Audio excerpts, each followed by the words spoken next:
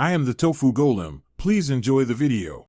You begin by confirming core prerequisites: VPC ID, private subnet ID, and the remote gateway public IP. This avoids rework. Next, create or identify an IAM user with VPN, VPC, and EC2 permissions so you can provision resources immediately.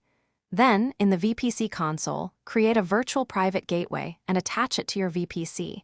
This provides the AWS terminator for the tunnel. Once done, register the customer gateway in AWS with the remote public IP and route. Now you create the actual site-to-site VPN connection.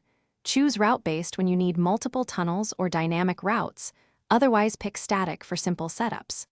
AWS will provision 2 tunnels, download the vendor-specific config, or note the outside IPs and pre-shared keys. You need these for the customer router. Then, enable route propagation on the VPC route table, so subnets send traffic to the virtual private gateway. Make sure to add any static routes on the peer side to point at the tunnel endpoints. Finish by validating that at least one VPN tunnel is up. Check BGP adjacency if you use dynamic routing, because it establishes the actual routes. Then test end-to-end connectivity with ping and traceroute between instances across the VPN, and confirm security groups and network ACLs allow the traffic.